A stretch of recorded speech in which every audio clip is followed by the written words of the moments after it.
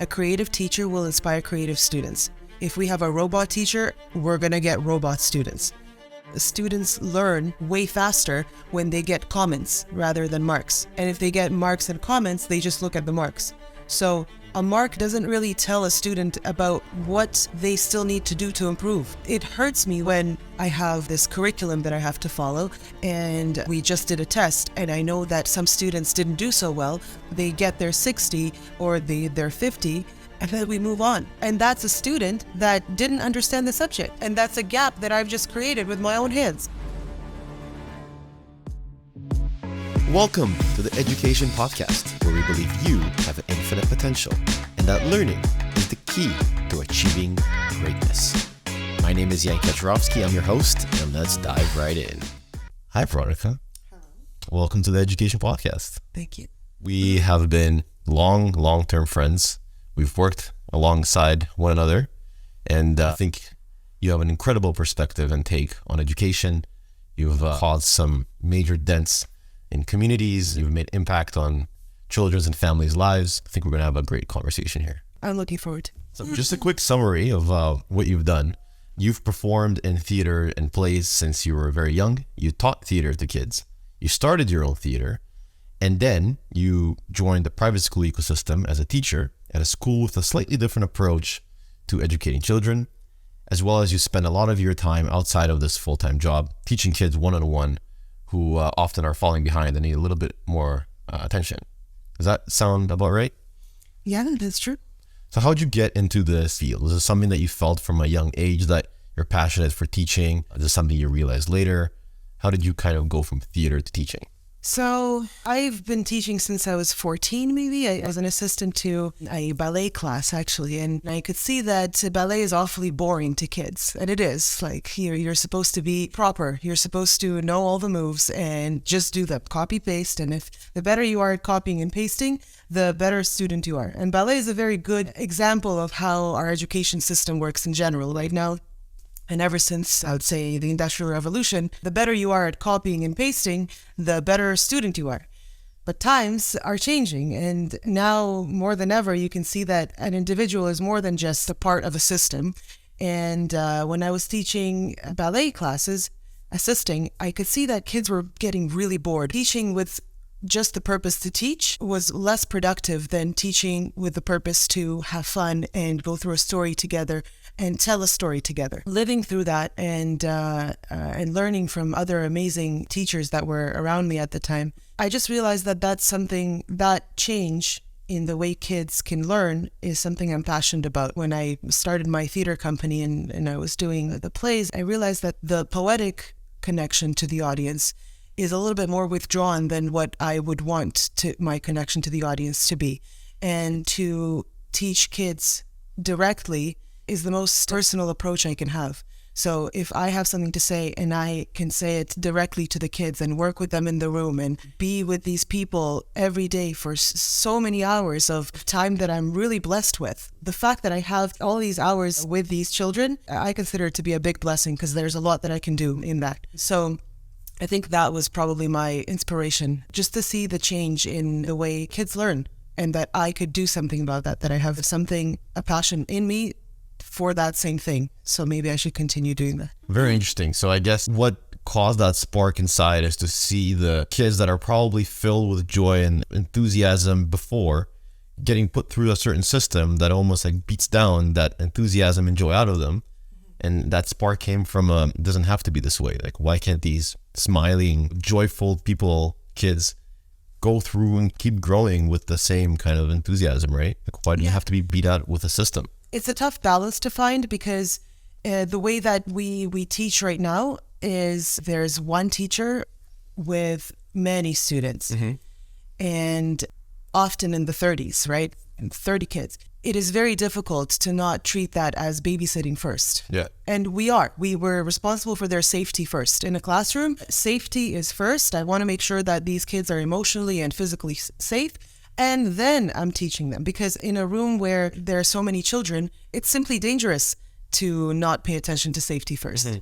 Yes, I want to find a way to let every individual shine in their own way, but I have to recognize that I am we're placed in circumstances where safety has to come first, and that a lot of practices are actually based on that being a value. What do you think has changed between now and, let's say, the times of our parents or grandparents, where school was viewed as this holy grail? This is your key to success, and it's the must do for you to be able to succeed. Whereas now that, stats all across the board are, kids are less enthusiastic about schools. They're totally checked out. It's just something that's losing its appeal from both the teacher's job perspective and the kids' perspective in the masses. What's changing now? What's different? The internet has brought a lot of change, of course, and kids recognize that they can get an education online. And that it's way more interesting for them to get an education online because they're able to follow what they love. They can search whatever they need, and there will be videos and articles and games to teach them that thing. And that interest and following that interest is something that is key to our learning. When we're forced to learn something, we often memorize it in order to just succeed in the system. We pass that test, and then we've been there. You don't remember anything the day after. So school is now faced with this challenge, and I take it as a challenge, to gain its reputation back, to say there is value in getting together and learning together, as opposed to going into our separate computers and sitting in our own homes and learning in our own ways, which of course also has a value. So we are in a very interesting time right now where teachers are no longer this holy person who's always right. And I'm glad that that's the case, because I should be acknowledging my wrongs when I'm in the wrong. And it makes learning healthy. When the teacher is wrong, they're wrong. And they should be able to say, I'm sorry, I didn't do that right. And I've had situations in my life at school where, let's say, I've reacted in a judgmental way, or I've reacted too sharply, or I thought that a student did something that they didn't do. And I could have just let it go because I have the authority of the teacher, which in the previous years of like my parents' generation, that would have been the right thing to do, because you should not be breaking that stoic posture of a teacher. But I believe that it is in my benefit to go to the student and say, hey, can I talk to you for a second? And we go to a separate space and I say, I wanted to tell you that the way I reacted was wrong. And I know that the way that you did something had intentions, or I explained what I think I did wrong, and I apologize. And then a lot of times I get this new spark in the kid's eyes that goes, well, an adult is apologizing to me? Does that mean I am a human that matters? And that's what I want them to feel. I want them to feel like they're people, just like you and I. They're small people that are learning and growing, but they're people, and they're to be respected the same way that everyone else is to be respected. So I think that in order to survive, in order to continue having schools the way that they are right now, or in a changed way where still we're coming to learn together, schools have to make a change in a lot of areas. And there's a lot to talk about here, but primarily offering students ways to learn to follow their interests, respecting students and their personal space, their minds, their paths, and emphasizing and leveraging the opportunities that they get when they work together and they learn together. So if working on your own, in your own room, and on your own computer is something that's beneficial to your learning, what's the point of coming to school? And there is a point in being able to learn together and produce things together, bounce ideas off of each other. And that's a whole other world that you would be able to do that online, because that's still a possibility. But when you're in person, that's a different experience. So I think schools have to fight for meaning, and it's an honest fight, and it's an important one, because there are studies to show, and there's an experience with the pandemic where everyone was in their own homes and how sad everyone got. So when I go to school every day, I smile every day. Like, I laugh on daily basis. Kids make me laugh all the time, and I have such a good time. I love being around people, and I love joking around. I love making sarcastic comments. I love playing together, teaching them games, just teaching them the subjects that we're supposed to learn. Being together in the same room with people, it has a clear benefit to me. So I would love to continue exploring what other benefits being together in the same room. It sounds like almost the evolution that took place from our parents and grandparents' time to now is that back then the teacher was the best holder of truth and of knowledge, probably in your close proximate area. If you wanted to become an engineer, you wanted to become a nurse, whatever that may be, you literally could not acquire those skills and knowledge unless you go to someone else who has that knowledge and knows how to pass it on to you. Whereas now, any child, any human for that matter, can become bigger expert at any topic than the teacher with a few clicks, anytime, any day. Yeah. So it also combined that social aspect of undeniably we're human, and one of the biggest things that makes us human is the social aspect, and that's why we've also survived as a species. But it sounds like teachers need to evolve to become social facilitators of human interactions in the proximate space and of learning. And I think that's something that I love doing the most. When I get a chance to lead a group of kids as a homeroom teacher, where I teach them different subjects and I'm able to connect those subjects. So if we're studying communism in social studies, and then we're reading a book that represents the same idea in English, then I'm able to show the same idea from different perspectives and continue the conversation. I'm not a person of just mathematics or English, or I connect all of those things. And I don't think that poetry is that different from other subjects. It's just another way to look out into the world and to see something personal in it, to make it your own. So I love working together with kids for many subjects and be able to create an environment where everyone feels comfortable, to create a team. I think I'm good at creating teams within a space. Mm-hmm. And what a team is to me is a group of people that really trust each other. And they know that if they're on a quest somewhere to learn something or to do a project or something, that they're people that have certain stronger skills. They're people those are the people that you're going to rely on. And everyone knows who those people are. So if we need to make a quick decision, we know who that person is to make quick decisions within that team, because we've allowed each other to express ourselves and everyone shows their best colors in that situation because no one's shut down. So the process of creating those teams where everyone shines in their own way and everyone is valued for that, it's such a great feeling to have. Mm-hmm. So I really like doing that. Yeah, to me, it sounds like the best manifestation of a teacher is really just a leader of humans and a leader of the future, right? I can totally see that if you're teaching a full class of kids and you're not a math expert, but you know the character traits, the strengths and weaknesses, the kind of personality traits of every student, you can help guide them down the right path that's right for them based on their interest, based on resources from the internet that can teach math better than you can. But your job is not to be the math expert, right? Your job is to know the kids and to lead them on their own path of success, whatever it means to them, and identifying what that path is. And another thing that really helps with that is having a personal interest in the thing that you're teaching. So if I have personal curiosities and wow moments with certain subjects in math, let's say, then I will lead them down those paths and they will have the same wow moment in the same way that I had them.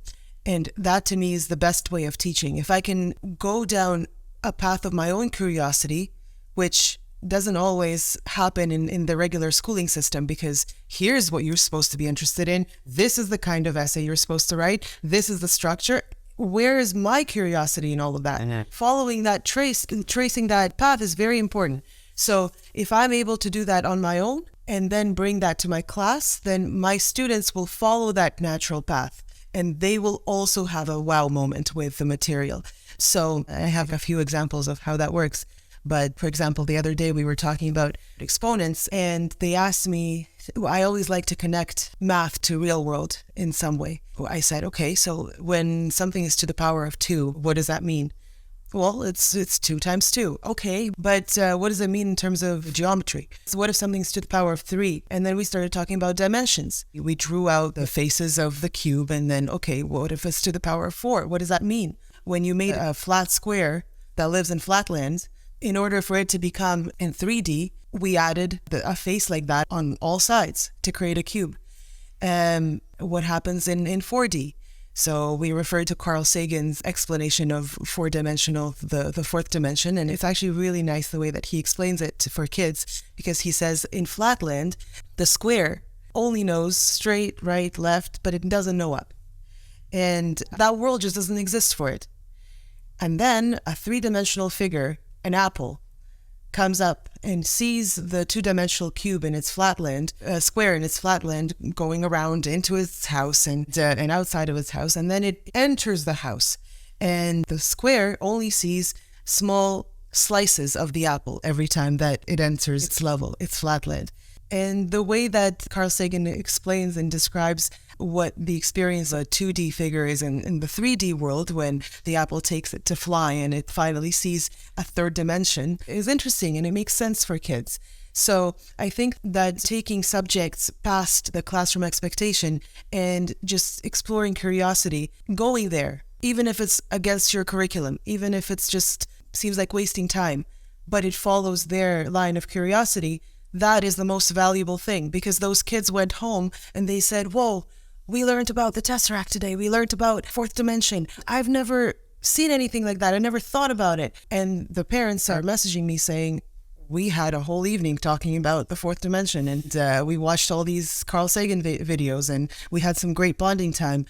Wow, how amazing. And all of that came from me just saying, you know what? Yes, I have a curriculum, but what if we just follow this line of curiosity? And somehow the best kind of learning came out of that. Meet Brenda, third grade teacher with a very active class. She often finds it difficult to keep all her students engaged and on track. With Schoolio, Brenda is able to catch up those students who need extra help and customize the content to each student's needs with worksheets, quizzes, and activities to help them catch up. She can assign them easy-to-understand animated video lessons. And Brenda can also create custom lessons and units with her own text, images, videos, and even assign activities or games to keep her students motivated. Schoolio uses AI to provide insight and data on how her students are doing, not only academically, but emotionally and socially as well. With Schoolio, Brenda has all the tools she needs to personalize learning for her students. But the two thoughts that I have from this is, first of all, well, look how you took such a, I don't want to call it boring, but it could be seen as a difficult subject of you just learning about, exponents and this, multiplication and this whole thing. And then you took it down this whole path of where kids are now curious and passionate and want to learn more. But as you said, I think it actually starts from you being curious and from the teacher, from the leader being curious themselves about a certain topic and finding the spark and finding that line or the story of the exploration to be able to even pass it along to the kids. Because if you weren't curious about it and you didn't know about the Carl Sagan thing and tying exponents into dimensions, there's no chance that they would be curious about it. Right? So I want to ask you, so I've seen you work with kids that other people would deem as unteachable or unworkable with. And there was other teachers in the space, there was other quote unquote professionals in the space, and those were quote unquote troublemaking kids that other people would just give up on or get angry at or resort to old school fashioned discipline. But somehow, almost like through magic, not only did you seem to connect with them, but you were able to actually transform them and, I don't want to say educate them, but you helped them find the spark within themselves to transform into incredible individuals that were able to deliver above and beyond not only what other people had expected of them, but then they were able to deliver more than even some of their peers around them. How is that possible? What do you see in such an individual that often others label as a troublemaker that others don't? Well, the achievements and them being great is not my anything, and nothing has to do with me in that. But I like to think that I helped some of these children just to feel calm about themselves and to feel like they're worth it and that everything that they feel is valid and that their ideas are important in this world. So maybe that helped them a little bit, but I believe that all those people that you're talking about were meant to achieve all those things. I just happened to help a little bit on the way. But in terms of dealing with troublemakers, I love troublemakers. I think that they are the coolest people. They're after something. They have energy in them and they want something out of this world. That is so much easier to work with than people that have no idea and are just kind of passively sitting there and don't have any interest in what we're doing. If there's energy, it can be directed. But if there's no energy, that is harder to work with. There are methods to start looking for what these kids are interested in, but it's always easier when someone's already fun, curious, wants something, even if they want to make you be embarrassed every day of your life. These kids will interrupt your classes. They will get angry. Well, at least from my experience. Everything I'm saying today is just from my experience, and I don't think that that's something that's a universal truth. So these kids have commented after every phrase that I said in class, trying to explain what we're doing because I made up what we're doing and they don't know what we're doing. So it's only valid that I share. But they would interrupt with jokes and things that are embarrassing. They would try to make me say something that's embarrassing. And all of that is just an attempt to try things in the world, to see where the boundaries are or to see who you truly are. And I think that's another thing. If you're dealing with a troublemaker, you have to be super honest with who you are. If you're confident with all your decisions and you're able to stand by them, then it doesn't matter how much they question you. You're going to be able to explain. You have reasoning behind it. And it's not reasoning like, I said so, or because I'm a teacher. It's actual reasoning that this is why it's fair, or this is why it should be this way. And I think I've also let those people follow their needs, energetic needs. So if they're acting up, and if, we worked in the same camps, and I had a few students there that just didn't, or a few campers there that it just couldn't work in a group, just had a hard time bonding with people, or couldn't allow for fluid class or a fluid game or something like that. If they feel like they need to be seen, then perhaps they need a job to do that makes them seen. I don't know, handing things out, or maybe they need to be my co-MC, or maybe they need to be seen in other ways. Okay, I recognize that they want to be seen. So what are my ways to let that energy out? Or I recognize that they're just kind of getting angry at everyone, and that is like rejection kind of feeling. Okay, what are my ways to make that person explore their own space in that moment? So maybe I need to ask my partner to continue leading the class, and I will take that kid and pick rocks. And all of a sudden, I'm realizing that this kid is picking out rocks that have gold in them in order to sell them so that he could buy his mom earrings. Unbearable kid. Nobody wanted to work with him, but he's picking out rocks to buy his mom earrings. There's so much energy and so much love in these kids. They just need to find a way to direct it.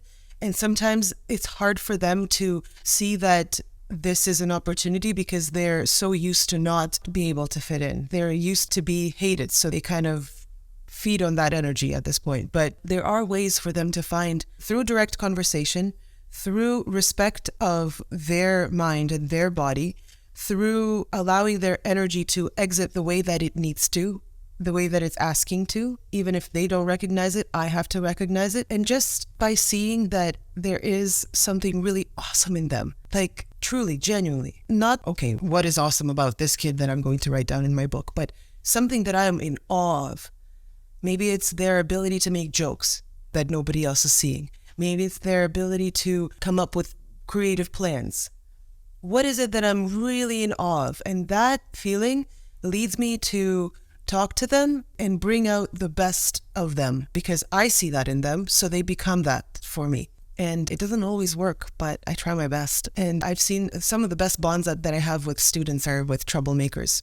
It really makes for a good bond when you start off with butting heads and then you are able to work together and create something awesome. Absolutely. I mean, every person, every human has some sort of an authentic experience of being them. And if you yourself, like you said, if you are firm in your stance in a sense of like, you know who you are, you know your authentic self, I feel like everybody, whether you know it or not, you resonate with it. If you meet or encounter someone who's comfortable in their skin and likes being their authentic self, you have to respect that. Yeah. And even if you don't, they don't care because they like being who they are. Yeah, kids respect honesty a lot, and they bring it out of you, whether you want it or not. You're going to have to be honest with the kids in order to be respected. Yeah, they don't have the societally taught barriers that we as adults do. You can see the most authentic form of a human being, right, in a child. What are teachers missing? What can we give them? What can we provide them? Is it from environment to tools to education to mindset? What are we missing today? Okay. I think it's very important for teachers to be creative, first of all. The curriculum has to be structured in such a way, and the expectations have to be structured in such a way where a teacher can be creative. A creative teacher will inspire creative students. If we have a robot teacher, we're going to get robot students. A teacher that comes in and says, everything in this video, on this PowerPoint, in this animation that I made, is made by my hands. I've picked every single thing. The students will go, whoa, she actually knows how to do that. Maybe I could do that too. And then at the next project, they go and explore. And the teacher's there to help them because she's been through it. we have to value creativity in teachers because that will create creativity in students. Then I also think that across the board, technology has to be used more. We have the education system that we have right now still heavily relies on papers, on worksheets, on photocopying things. Our grading system still relies on a mark. There have been studies that show that students learn way faster when they get comments rather than marks. And if they get marks and comments, they just look at the marks. So a mark doesn't really tell a student about what they still need to do to improve. It hurts me when I have curriculum that I have to follow and we just did a test and I know that some students didn't do so well. They get their 60 or their 50 and then we move on. And that's a student that didn't understand the subject.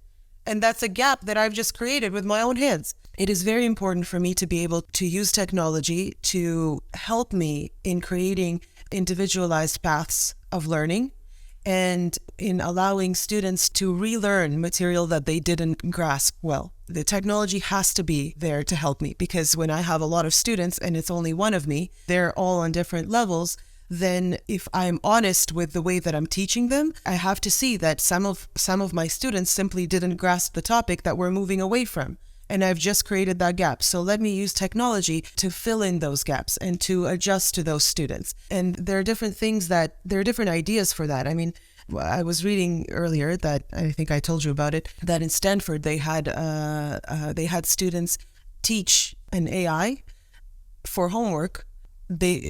An AI that apparently, I guess, didn't know the subject, but knew everything else below so that they're able to just learn the way that a student does in that class. But they're teaching the AI in order to see how much they understood. And then the teacher asks the AI questions to see how well the student taught. We know that when we're learning in order to teach, your brain structures information in the most efficient way. So if I'm able to use technology to have my students structure the information I'm giving to them so that it becomes theirs forever, even if I'm gone from their life, but they're taking this information and they're making use of it. That is my goal. If I'm able to teach like that, then great. So let's use technology. That's another thing that teachers need. Innovation is very, very difficult in the public school right now, I think, because everything has to go through a long line of bureaucratic questions. That's why at a small school like mine, I'm able to test ideas that wouldn't be accepted in other schools. And we're able to make a decision that, yes, this is something that works for us. Another thing is that students need hands-on exploration. So when we're studying science, for example, and yes, there is a STEAM aspect that's introduced right now and it's mandatory, but the time that you get for that exploration is so short because of the subjects that you have to learn in science that it's important that we give students to simply explore, they have a task and they have to come up with their own solution for it. So in my school, we have this class called STEAM where for half a day on Friday, that's 2.5 hours, where they build things and they create models and they improve their designs. They know how to collaborate. They create ideas together. They know how to separate tasks so that everyone is doing something. They know how to use a timer to be responsible and to come back with your task completed. So all of those skills where a teacher is not necessarily hands-on behind their back telling them exactly how to do a thing. Again, I don't want them to copy and paste. I want them to create something of their own. We live in a world where innovation and creating your own things is one of the highest values. How come in our schools we're still valuing copy-pasting? Mm-hmm. So how do we train students to create their own thing? And that's a dangerous field to enter because teachers feel like they don't have control over that. How do I know if they're going to create something good? Well, create a framework, create a task to create a problem that they need to solve. Give them the tools to structure the development of their idea, their research, their creation of the first model, their testing, their improvement of the model, their reflection, their talking about it, selling it off, right? All of those are skills that need to be taught that are not taught in most schools. I mean, I'm sure they're taught in their own ways, but just having one class where everything is focused on the process of creating something of your own to solve a problem is a skill that these students are going to need in the life that they're entering. some people right now are saying that innovations like AI and ChatGPT, for example, are actually making students less competent or dumber. Is ChatGPT making us dumber? It's very new. We don't really have enough experience with it, I think. We're going to have to deal with AIs like that. We're going to have to work with technology. It's a big question right now in the education world. When ChatGPT was released, I couldn't believe my eyes. I kept playing around with it and I kept asking it questions and seeing what else it could do. And, I got it to write a small children's book. I got it to write a poem in the style of this Russian poet that I like. And I got it to write my report card comments because I was able to put in the thoughts that I need, but the structure of it was written by ChatGPT. And the question is, are we going to try and reject everything that it has to offer? And how do we accept it without losing our own skills? So, of course, we can't have students write all their essays with ChatGPT, but then again, they're going to. So I think there will have to be, I know some schools have banned ChatGPT as a website on their premises of their school, but that's as much as they can do.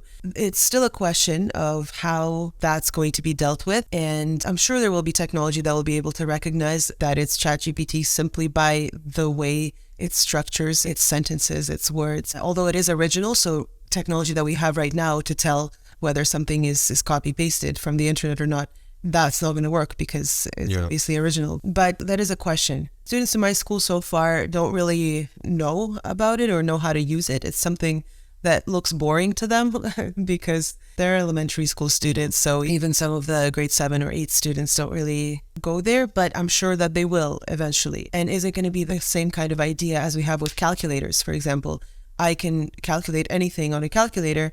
Why would I know how to do it in my own head? Why would I learn mental math? Why would I learn all of these methods that we teach for so long in elementary school? Are we going to just abandon teaching those because now a piece of technology can do it? Or do we see value that in doing that because it develops and structures your brain in such a way that it gets you to think in a more unique way? And if your brain has more connections, then maybe you're able to see better solutions. So I don't think that we're going to stop teaching how to write and how to structure your words. But we'll definitely have to see how ChatGPT can be used, but regulated while people are at school. Mm-hmm. I'm sure it's an evolution just as humans have seen at any point in history. I'm sure at one point when we were collecting crops in the farm by hand and the tractor came around and people were saying, oh, we're going to get lazy. This is going to be the downfall of humanity. And I'm sure every single step of the way, thoughts of critics were probably pretty similar, but I'm also very optimistic. And I think it's all about how do we evolve as educators to teach the future generation of how to use it for good, how to use it to be more creative, to be more resourceful, to solve problems with faster time. It's not about can you structure sentences anymore. And it's important to ask yourself the question, is that really that important? Yeah, it's a question for sure. Is it that important for us as humans as a base skill to be able to structure written sentences with proper grammar and spelling going into the future? That thought transforms all of education really, because you start thinking that, okay, we are now a society that's idea focused and we value original ideas a lot. Is it okay that our school system also transforms into this idea valuing system where everything that's mechanical can be done by ChatGPT or by robots? And what's important from us is just an idea. Because ChatGPT is just going to structure your idea in a pretty way, but you still have to have the idea. So do we teach how to have good original ideas? We don't. We teach how to gain information and make your own at the very best. But do we teach how to have your own ideas and to solve your problems in your own way? That's not really a focus. So maybe if we don't spend that much time on the mechanical stuff, then original ideas will become the focus. But at the same time, I do think that having all of those physical, mechanical abilities can give people better opportunity to have original ideas because they've simply had experiences. They've had challenges that they overcame. And maybe they are able to copy that pattern into some problem solving that they're facing. So it's a question, but I do think that our society needs to focus more on developing those problem-solving skills. And yes, possibly using technology where it can be used, where that's not the learning focus. But I wouldn't give away the learning of how to write altogether. Yeah, absolutely. I mean, it's still important. You need to be able to know whether what the AI wrote is good or not at the end of the day. I think you also mentioned, problem solving skills. It's not new, but I personally believe that the values that will emerge victorious over the next decade or two out of the education system have to be like not only problem solving, but how much impact and help are you generating for humans and society around you. And it's not about the copy pasting anymore. And I suppose copy pasting was an extremely valuable skill 200 years ago, because that's how we achieved mass scale human advancement. If all of us knew how to copy paste and give every human access to steel and access to agriculture and access to electricity, that was extremely valuable. Now it's a matter of we have all these mechanical resources and all these things that can complete the tasks for us.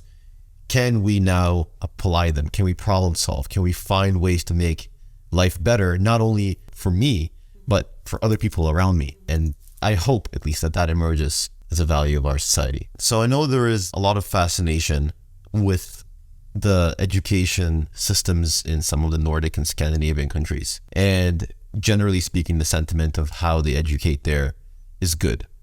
What's different? What do they do that we don't? I definitely want to, if I have an opportunity to go to Finland and to shadow some teacher, or if I have an opportunity to work there, because what I'm reading about it just makes sense. It's more natural. Here, I've worked in a lot of schools. Every few years, I've had an opportunity to work with a new school. And I see in a lot of them that the value of academics, being good at multiplication, being good at addition, subtraction in kindergarten is a great value. So there's this pride of, in our school, your kids will learn how to multiply by 7 by the age of 4. And teachers are pressured to follow that. And I see the value of that. Like, it's nice when students are able to perform complicated tasks. It makes you feel like you've accomplished something as a teacher. But at the same time, if that student is not able to find calm in their play, if they're not able to find what's interesting to them and then do that obsessively, if they're not able to collaborate with other students, if they feel anxious coming into the school, or just in general not feeling like energetic wavelengths are respected, have you really achieved a lot as a teacher? And what I'm reading about Finnish schools is that homework is not something that's given for elementary school students. Perhaps that's not true for all the schools. That's just the information that I've read. But so that they have playtime after school. Their school days are very short. They end early so that students can go home and play, because it's in that play that they develop their preferences, their interests, they challenge their minds. You actually see so many skills developing through play. And early on, I treat all of elementary education like that I'm just setting in those loves, those values, those like subconscious feelings of, yes, this is mine. And if that's messed with, then in high school, you're going to get a student that goes, no, math is not mine. I'm not made for it. If I can just make them feel like, wow, I can do this, and that stays as a subconscious feeling that I can make this my own, then that will then develop. Then they will go into high school. Then they will pick what they want to develop in more detail. But at least that grand feeling of I'm happy here is kept. So what I like about that system is that there's a lot of focus on play in early childhood education, and a lot of skills can be taught through play. The ballet thing that I was talking about earlier, that's play. And I'm giving them the pliés and relevés and all of those skills that they're supposed to, those robotic things that I'm supposed to teach them, but through play. And they don't notice that they're learning these things. It's fun, but they gain the skills because it's a part of the game. If you want to win, you need to know how to do these things. So, and it still feels like a game, so it's not that hard of a hit losing. So I really admire learning through play, and that takes a creative teacher, because that means that the teacher is going to be playing with them. I admire allowing time in early childhood education to play. I admire that they have playgrounds where there are higher places that students are allowed to go to and fall from, because their parents have signed a contract saying that we are allowing students to climb and to challenge themselves and to be in somewhat dangerous places. But there is a value to that. If we always say, no, no, no, you're not allowed, stay put, sit, and better sleep, then you're not going to have a student that knows what they like or that appreciate themselves and their body's abilities. So that's what I like. And then you can see that their higher education is some of the most successful in the world as well.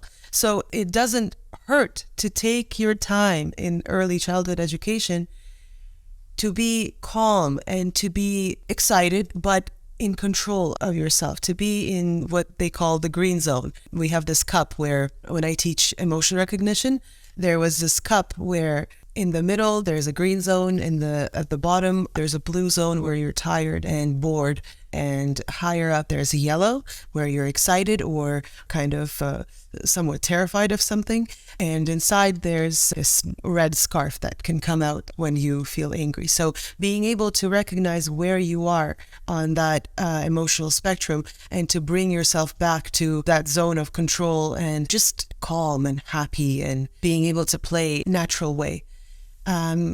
I think following those natural paths is very important, and I think that their program does a good job at that. Another thing that I think they do really well is connecting subjects. So when you're learning a topic in math, it's seen in other subjects as well. So every subject is not a separate world. Everything is connected, and I think that's the most natural way to learn. I don't look at colors and think, oh, those are only colors of the fence over there. I can relate those colors of the fence to other things that look the same. So let me make those connections and help students do that. So I would love to go and see what it's like. And another thing that I remember is that the structure of their schools is the architects of the schools think really well of how to create social spaces, safe social spaces. They have less hard edges, more curvy things. Couches are sat in such a way where there is an opportunity to sit by yourself if you want, but there's also a natural way to sit so that conversation starts, because that's also a very important skill. Just a space that calls for bonding and collaboration can make a big difference.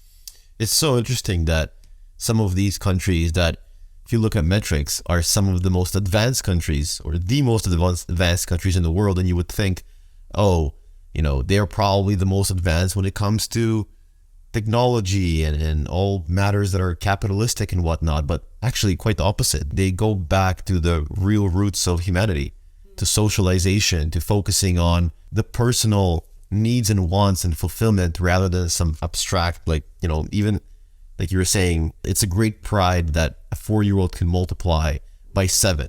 But really that's an abstract made up idea. To be really good at math or really good at science, it's not like an inherent human feeling or inherent human trait. Whereas if you had to pick, would you rather be a really happy and fulfilled person living in the jungle in a small community, or a really wealthy, owning, depressed, you know, oligarch or billionaire? But I think that if you're able to communicate with other people, and if you are able to recognize what your ideas are and what your passions are, and all of that is not like a fear to you, I recognize it. Oh no, I'm so scared of this interest that I have. If you're able to follow that, then, and you're able to collaborate with other people, then you will be successful. You will be all owning or whatever, owning enough at least. So that's kind of the value that I would love for my students to have. If we could wrap it up, I'd love to hear your thoughts of what can parents, if any parents are listening to this podcast, let's say they're not particularly in a super wealthy situation where they can afford a private school or some really incredible one-on-one teachers, what can parents do to tap more into some of the values and education systems that we were talking about today? Yeah, I think that first of all, encouraging any teacher that's being creative to continue doing that and show them your respect, because it's a lot. It's easier to just take the binder that you're given and just to do what you're being told. A teacher that cares will want to try and create something new. So let's support those teachers and show them your appreciation, because that will make them feel like going forward.